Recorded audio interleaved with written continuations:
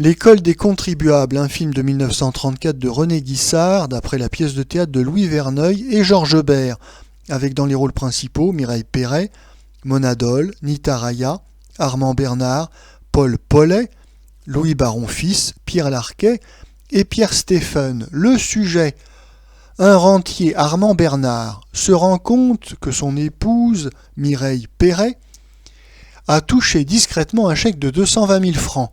Or son beau-père, Paul Paulet, directeur intransigeant des impôts, a reproché à son gendre son oisiveté.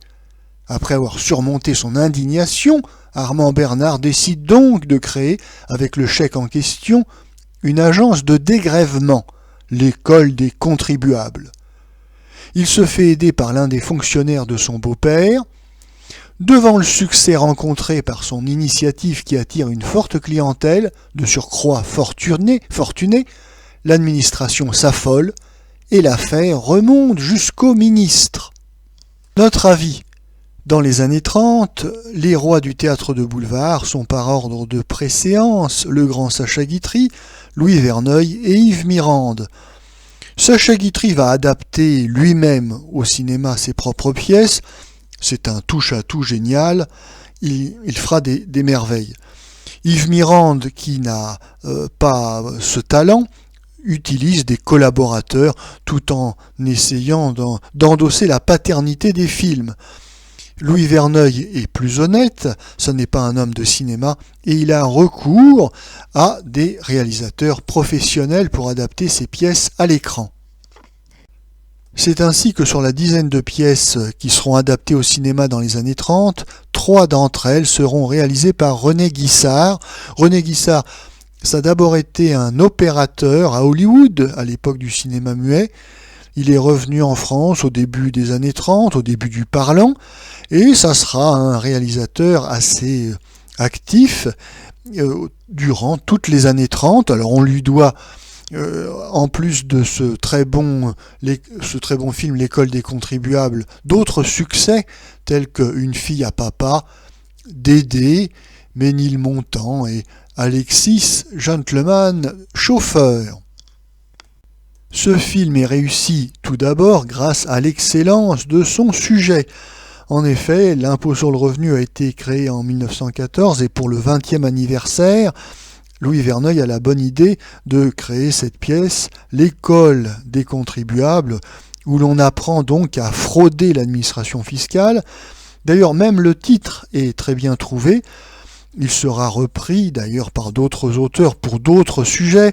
Nous aurons au cinéma l'école des resquilleurs en 1934 et l'école des cocottes en 1935. Le film est également réussi en raison de la qualité de sa distribution. On appréciera tout particulièrement les scènes où apparaissent le duo comique composé de l'imposant Paul Paulet, le beau-père, le fonctionnaire de l'administration fiscale très zélé, et son gendre, Armand Bernard, qui est un faux naïf et un faux mollasson.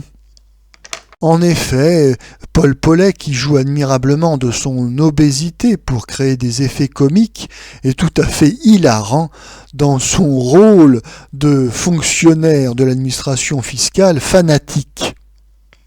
Quant à Armand Bernard, il a fait partie dans la première moitié des années 30 des grands acteurs comiques du cinéma français avec l'excellent Duvallès et dans un registre plus vulgaire, Bach et Milton, mais tous seront remplacés dans le cœur du spectateur par Fernandel dans la deuxième partie des années 30. Mais en 1934, Armand Bernard bénéficie encore de premiers rôles comiques et il faut se féliciter dans ce film de le voir associé à Paul Paulet car les deux acteurs, très différents physiquement, sont naturellement drôles. Paul Paulet, comme je le disais, c'est un obèse qui joue admirablement de son volume pour susciter le rire, alors qu'à l'inverse, Armand Bernard, c'est un grand maigre avec un air dégingandé et un petit peu ahuri. Indépendamment de la qualité du texte, il y a indéniablement un effet comique visuel réussi, lorsqu'on assiste au tête-à-tête de ces deux personnages qui sont chacun ridicules à leur manière.